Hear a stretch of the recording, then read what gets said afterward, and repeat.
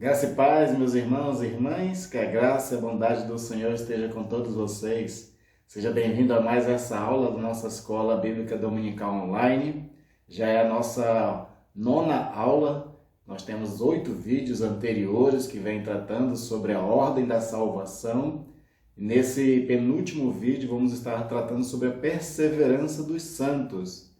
Esse tema é um tema que busca responder uma das perguntas mais polêmicas a respeito de salvação no meio cristão, que é: uma vez salvo, salvo para sempre?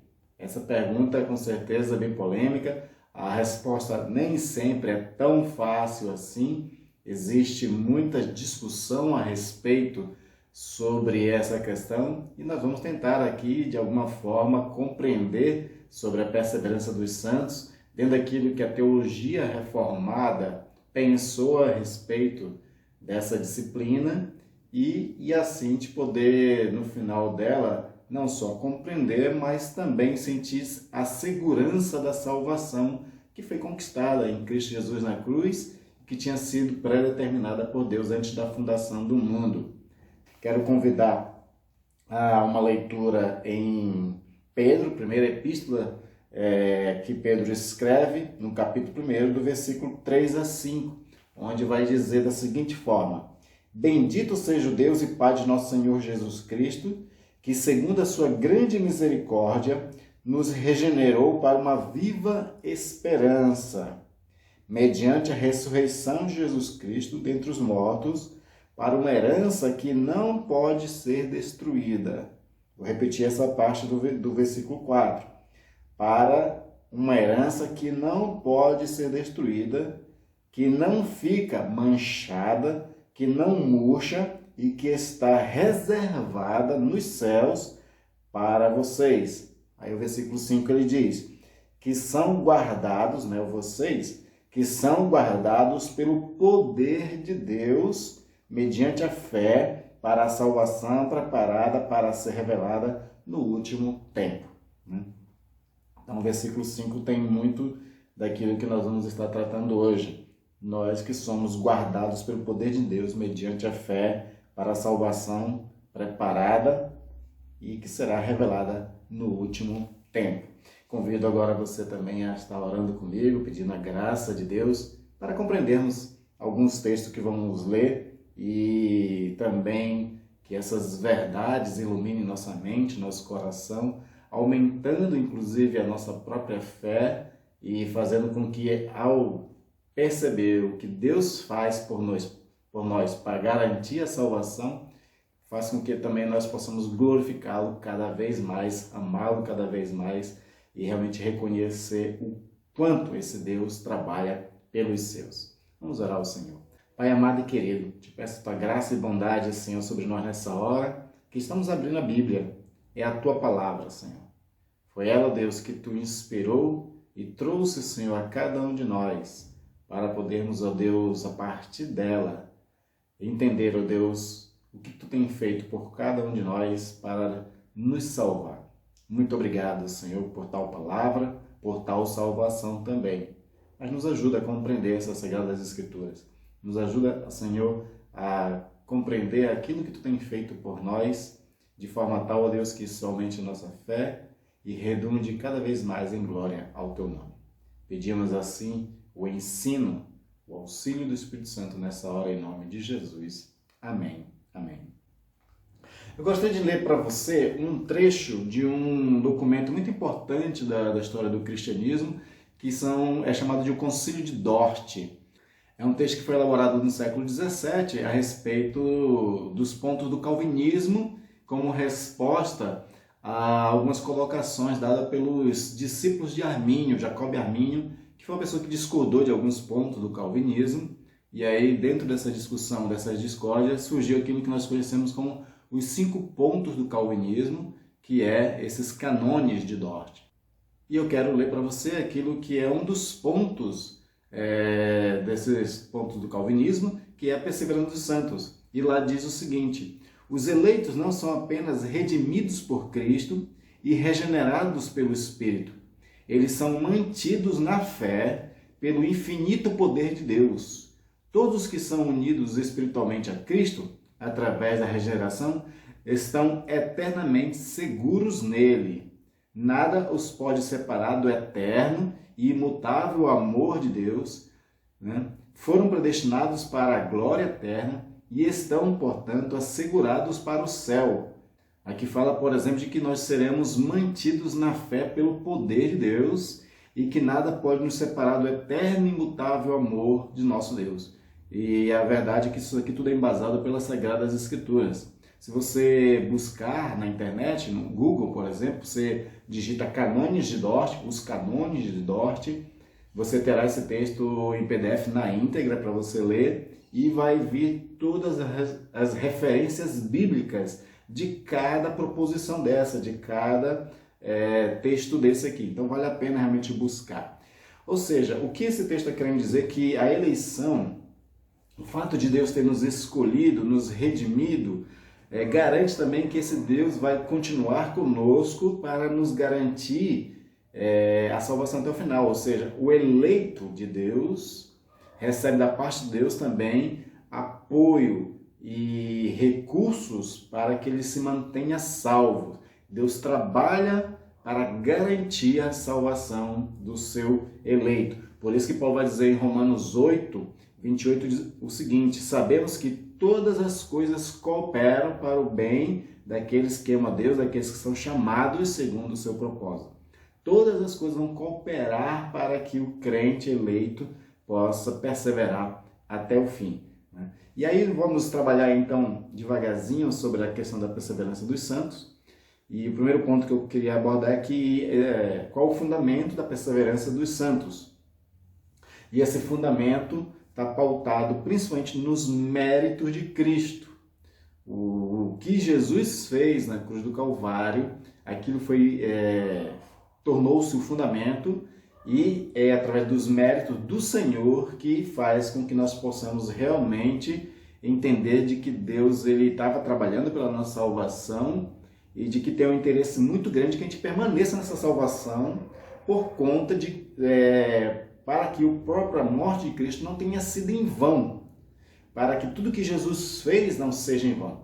Se nós perdêssemos a salvação de forma fácil assim, se o fato de depender da gente para ser salvo, faria com que realmente a gente não conseguisse, porque não é nosso mérito que garante que nós sejamos salvos, é os méritos de Cristo.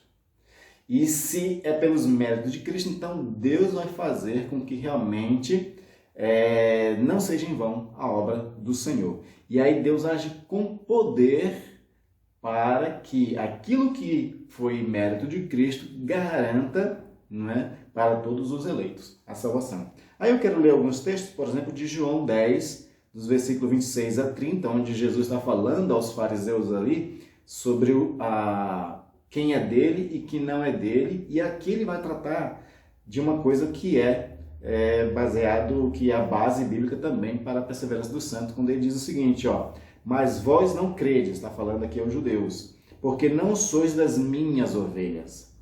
As minhas ovelhas ouvem a minha voz, eu as conheço e elas me seguem. Eu lhes dou a vida eterna, jamais perecerão. Jamais perecerão. Mas ele continua dizendo, e ninguém as arrebatará da minha mão. Aquilo que o meu Pai me deu é maior do que tudo, e da mão do Pai ninguém pode arrebatar. Eu e o Pai somos um. Jesus está dizendo claramente aqui que nós somos suas ovelhas, aqueles que nele crê são suas ovelhas. Ele deu a vida eterna a essas pessoas e jamais elas perecem. E para que elas não pereçam, ele garante, ninguém as arrebatará da minha mão. Aquilo que o meu Pai me deu é maior do que tudo. E aí ele vai exaltar o poder de Deus, o poder do Pai. E da mão do Pai ninguém pode arrebatar. Aquilo que o Senhor escolheu para si, aquilo que ele tomou para si, ninguém pode tirar dele.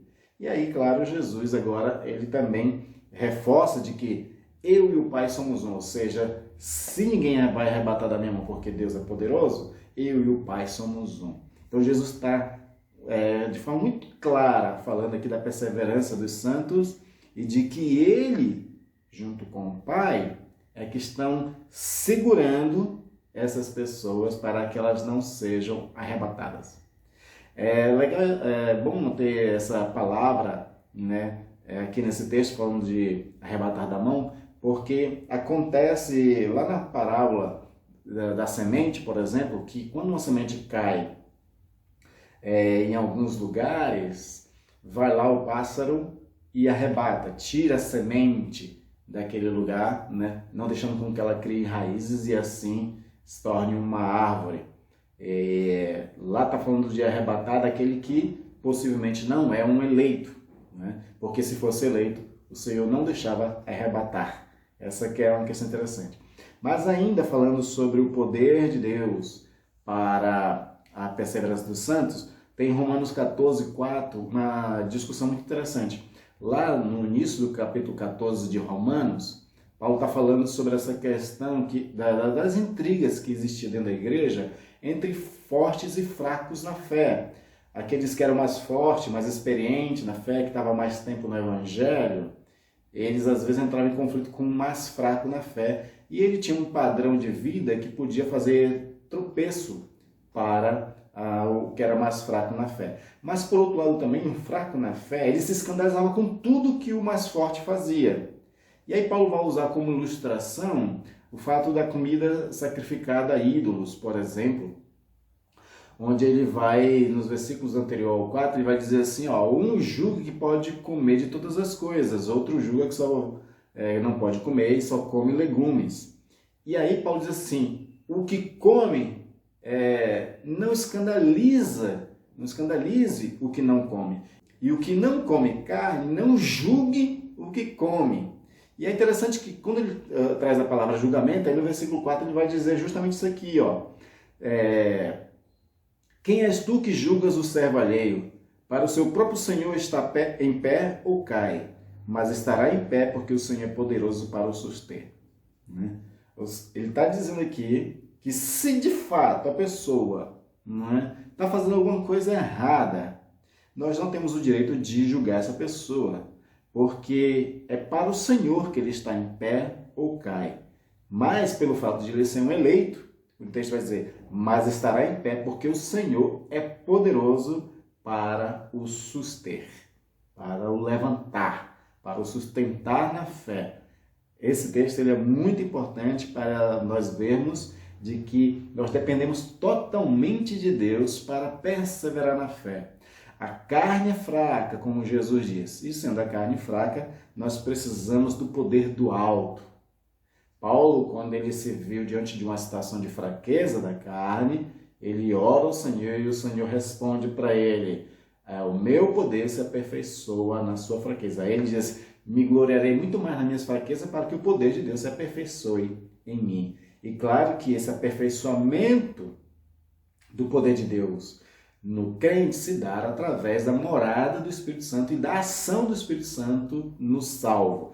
E aí vem o segundo ponto, o Espírito Santo, o Espírito de Cristo, que também é um outro termo usado para o Espírito Santo, permanece no coração dos filhos de Deus como um selo também. Então nós precisamos também pegar isso aqui como base da perseverança, porque o Senhor ele vai selar os seus, e esse selo não é só um carimbo de dizer é meu, mas também ele é uma espécie de penhor. O penhor era aquilo que era usado como garantia daquilo que você ia de fato se apossar futuramente. O que nós vamos apossar futuramente é da salvação eterna, a morada com o Senhor eternamente. E aí o Senhor ele nos dá uma porção dessa herança, ele nos dá um penhor dessa herança, que é o Espírito Santo como uma forma de selo. E aí nós temos alguns textos, por exemplo, de Efésios, que é o mais emblemático, capítulo 1, versículo 13 e 14, diz o seguinte, em quem também vós, depois de ouvistes a palavra da verdade, o evangelho da vossa salvação, tendo nele também crido, fostes selados com o Espírito Santo da promessa. Fostes selados com o Espírito Santo da promessa, o qual é o penhor da nossa herança, até ao resgate da sua propriedade, em louvor de sua glória. Então, quando alguém comprava uma propriedade, recebia um documento que garantia de que ele ia poder realmente resgatar aquela propriedade. Ele recebia alguma coisa que garantia que ele ia ter aquela propriedade. A nossa herança espiritual, ela é garantida pelo penhor do Espírito Santo. Mas também temos Paulo falando em 2 Coríntios 1, 21 e 22, onde ele diz assim: mas aquele que nos confirma convosco em Cristo e nos uniu a Deus, que também nos selou e nos deu o penhor do Espírito nos nossos corações.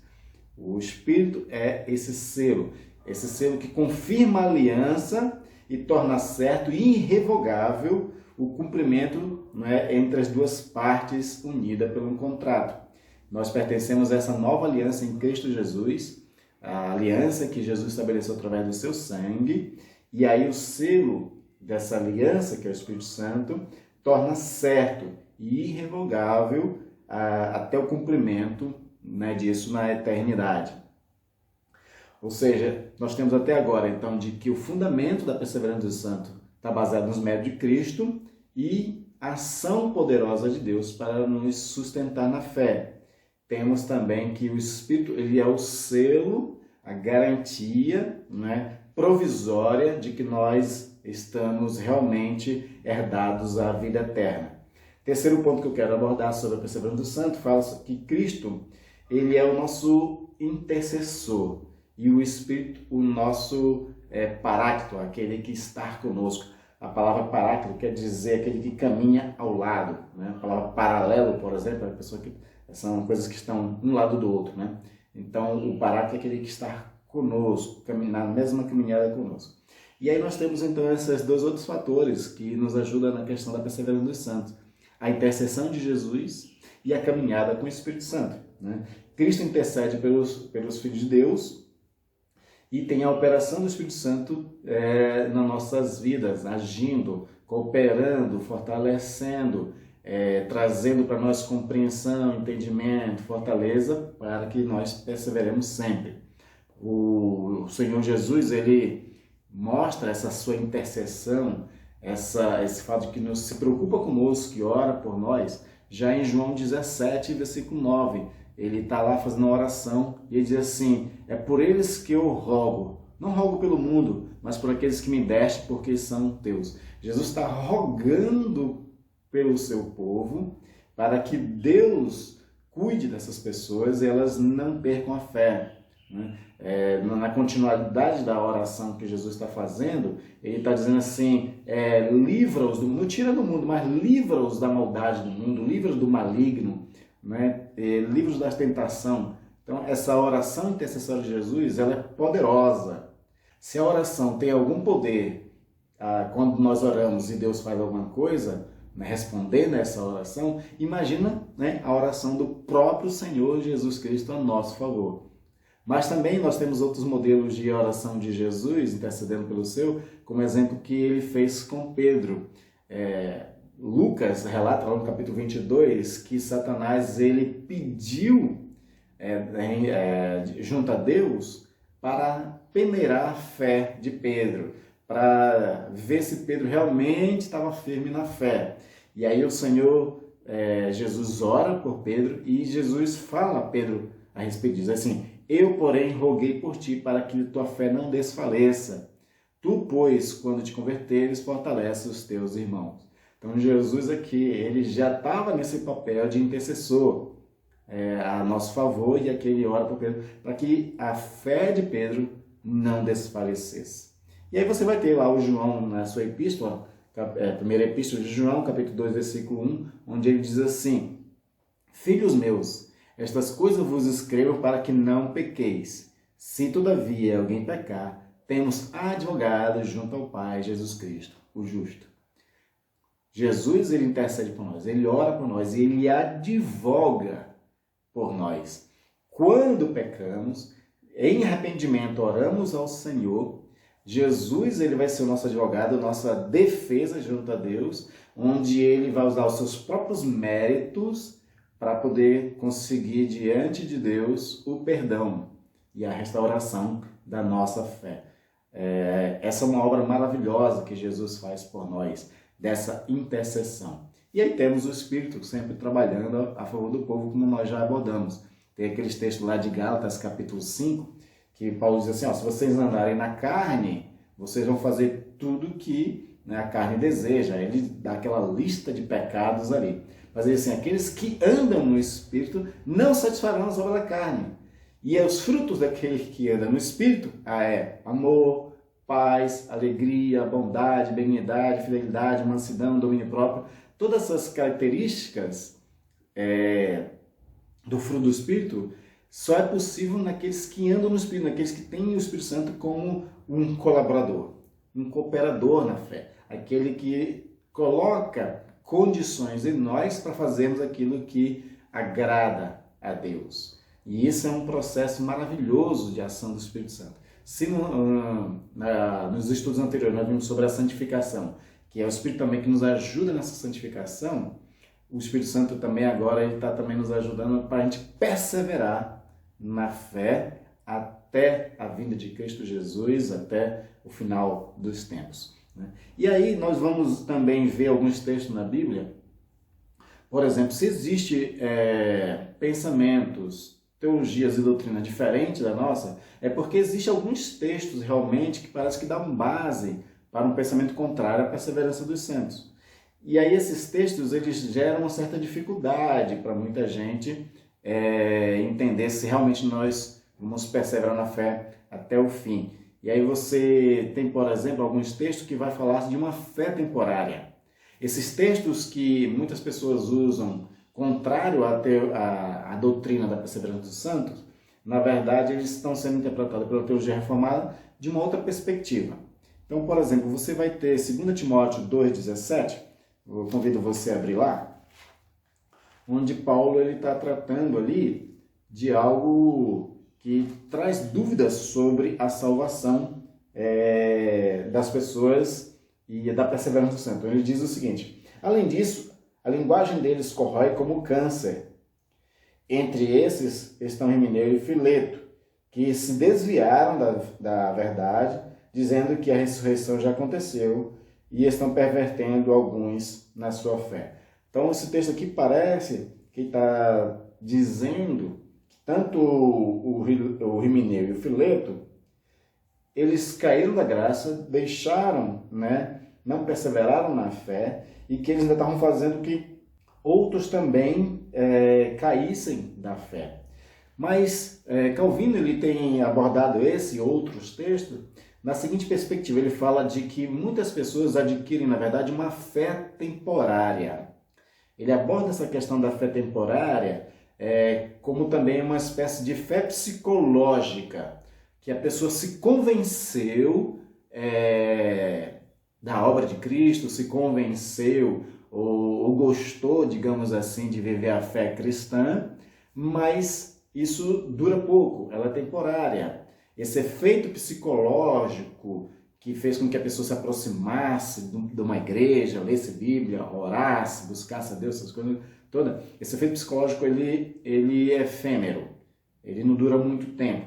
E aí ele vai trazer alguns textos bíblicos para poder reforçar essa ideia, a parábola da semente, para falar sobre essa fé temporária, essa fé psicológica, onde ela não dura muito. Então você vai ter ali 3 situações na parábola das sementes que traz um pouco dessa visão do que Calvino está defendendo. Então lá você encontra a partir, Mateus 13, a partir do 19, o seguinte: a todos que ouvem a palavra do reino e não a compreendem, vem o maligno e arrebata-lhes a semente do coração. Lembra que eu falei que as ovelhas do Senhor não são arrebatadas da sua mão? Aqui o maligno ele arrebata a semente daqueles que não compreenderam a palavra. E dentro do contexto geral, o Senhor diz que muitos são chamados, nem todos são escolhidos, porque nem todos foi dado o entendimento para serem salvos. Então as pessoas não compreenderam e o maligno vem e arrebata, de fato, a semente do seu coração. E aí Jesus ainda vai interpretar dizendo assim: este é o que foi semeado à beira do caminho. O que foi semeado em solo rochoso, esse é o que ouve a palavra e recebe logo, com alegria. mas não tem raiz em si mesmo, sendo antes de pouca duração, e ele chegando à angústia ou à perseguição por causa da palavra, logo se escandaliza. Então você tem aqui uma outra situação de uma fé realmente bem temporária, psicológica, que ela dura um tempinho até com alegria e tudo, mas diante da tribulação, diante das angústias da vida, a pessoa se escandaliza e abandona. Mas ainda traz mais uma situação, diz assim: o que foi semeado entre os espinhos é o que ouve a palavra, porém os cuidados do mundo e a fascinação das riquezas sufocam a palavra e fica infrutífera. Então nós temos aqui 3 casos de pessoas que receberam a palavra, uma não compreendeu, outra recebeu com alegria, mas vindo as provações abandonou, outro recebeu, mas ela foi sufocada, essa fé foi sufocada pela fascinação das riquezas, e por outros cuidados que a pessoa tinha mais com coisas do mundo do que com Deus, e aí essa semente ficou infrutífera a ponto de não fazer com que a pessoa perseverasse na fé. São 3 situações que embasam aquilo que é a fé temporária, uma fé psicológica. O apóstolo João ele chega a dizer também, em 1 João 3, 6, diz assim: todo aquele que permanece nele não vive pecando. Todo aquele que vive pecando não o viu nem o conheceu. Ele, na continuidade desse texto, ele fala que existem muitas pessoas que estavam no meio, mas não pertenciam aos nossos. Eles até experimentaram muita coisa da salvação, mas não pertencia, né? E por conta de não pertencer, é que eles saíram do meio. João ele aborda essa questão. Isso aqui casa também com aquele texto lá de Hebreus. Hebreus tem vários textos que abordam um pouco essa questão também, de pessoas que experimentaram da fé, da alegria, da salvação, de um monte de coisa, mas caíram. Elas não perseveraram na fé. Isso se enquadra dentro desse processo aqui de uma fé temporária. Mas também existe aqui um outro conceito que fala sobre o retrocesso. O que é o retrocesso? São pessoas que são eleitas, elas têm fé em Jesus Cristo, recebem do Espírito Santo, recebem da graça de Deus para caminhar no Evangelho, mas elas caem em pecado. E por cair em pecado é como se fosse um retrocesso na sua salvação. Mas a compreensão que se tem é de que essas pessoas depois elas vão voltar. Então você tem alguns casos na Bíblia como Salomão, Davi, Moisés, que todas essas pessoas eles tiveram momentos de pecado, mas que posteriormente elas tiveram oportunidade de arrependimento e de voltar para a fé. Esse retrocesso acontece na vida de muitas pessoas.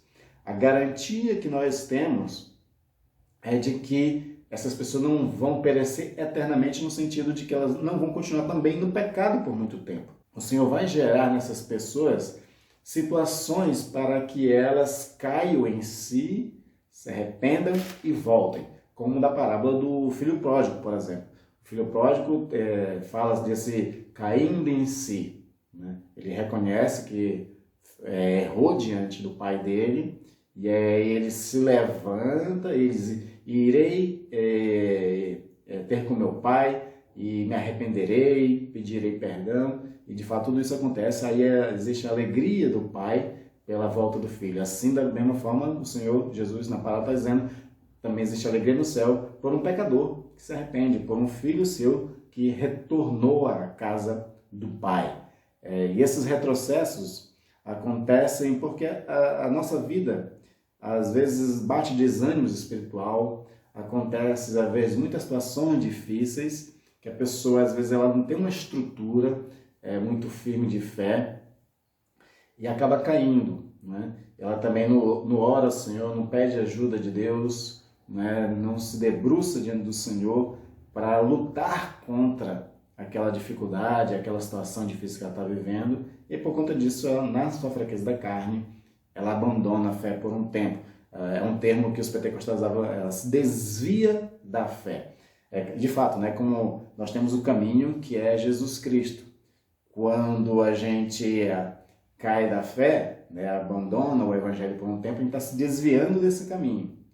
Mas o Senhor, por estar trabalhando pela perseverança do santo, como nós já vimos, ele vai criar lá mais adiante um atalho para que você volte para o caminho do Senhor, para que você encontre uma outra via de retorno a esse caminho da salvação em Cristo Jesus, porque Ele trabalha por nós. E outra questão também importante sobre essa questão de vários textos que aborda sobre essa questão de talvez a pessoa perder a salvação, que na verdade não são textos que falam que a pessoa vai perder a salvação, mas são textos de advertência. Então nós temos que atentar muito, porque a Bíblia ela usa muitos modelos de linguagem. E nesse modelo de linguagem eles têm aqueles textos de advertência. Advertência primeiro de que a gente não viva um cristianismo superficial. Então o texto está querendo advertir para o crente, para o fiel, para o santo, para o eleito do Senhor, que ele não viva uma vida superficial, então que se esforce mais, que ele se dedique mais. Que aí vem a questão do segundo ponto dessas advertências, que é a instação, ou seja, essa insistência dos autores bíblicos para que o crente busque viver uma vida de santidade, longe do pecado, longe de qualquer coisa que desagrade a Deus. Né? Esses textos eles podem ser justamente esse reforço, essa tentativa de resgatar o que está vivendo superficialmente e colocá-lo num caminho de santidade no Senhor. Quando você vê textos que falam sem a santidade não verá o Senhor, esse texto está reforçando, instando conosco de que nós venhamos a buscar viver uma vida de santidade. É isso que o texto está querendo reforçar para nós. Esse assunto é um assunto realmente muito polêmico, é um assunto difícil para muita gente. Tem muitas pessoas, boa parte do cristianismo não pensa muito de forma como o calvinismo pensa, e nós trouxemos aqui alguns textos para tentar esclarecer esse sentido sobre a perseverança dos santos. E se ficou alguma dúvida, você pode colocar nos comentários, algum texto que foi lido de repente não ficou bem claro, algum outro texto que você queira abordar, coloca para nós para a gente poder comentar e assim tentar tirar mais essas dúvidas. É claro que essa polêmica vai continuar, né? Ela não se encerrou, ela já está aí há séculos, essa discussão sobre se os que vão perseverar na fé ou não, mas o que nós podemos dizer é o seguinte: se firme nesses textos onde o Senhor, como fala, por exemplo, em João 10, né, de que nós somos suas ovelhas, ninguém as arrebatará da mão dele, maior ainda é Deus que tem mais poder e ninguém tira nada da sua mão. Se fixe nesses textos, encontre nesses textos a segurança da salvação, a alegria de poder pertencer a um Deus que trabalha duramente para a sua salvação. E aí nós vamos também nos alegrar e nos firmar de que a perseverança dos santos é real, porque o Senhor Jesus intercede por nós. O Espírito Santo é o nosso selo. O Senhor Deus, Ele trabalha, né, de forma maravilhosa para que nós sejamos salvos. Tem aquele texto maravilhoso de Romanos, onde Paulo diz assim, que nem a morte, nem a vida, nem os anjos, nem os principados, nem potestades, nem o porvir, nem a altura, a profundidade, nada pode nos separar do amor de Deus que está em Cristo Jesus. Nada nos separará. O Senhor, Ele criou situações para que nós possamos permanecer nesse amor. E ao permanecer nesse amor, também a nossa fé perseverar até o fim. Os planos de Deus não podem ser frustrados. Se Deus planejou a nossa salvação, os seus planos não podem ser frustrados. É nisso que nós entendemos que, de fato, os santos perseverarão na fé, não por nós mesmos, não por nossos méritos, mas pelos méritos do nosso Senhor. Que Deus abençoe você, que você tenha uma excelente semana, e semana que vem nós teremos a nossa última aula dessa série, da aula da salvação, que é sobre a glorificação dos santos. É o último estágio do processo da salvação. Não perca a próxima aula, e se você é uma pessoa que está assistindo essa série pela primeira vez, Volte aos vídeos anteriores da mesma série para compreender tudo o que Deus estava fazendo por nós, para que nós possamos realmente desfrutar da vida eterna com Cristo na eternidade, com o Senhor. Deus abençoe, queridos.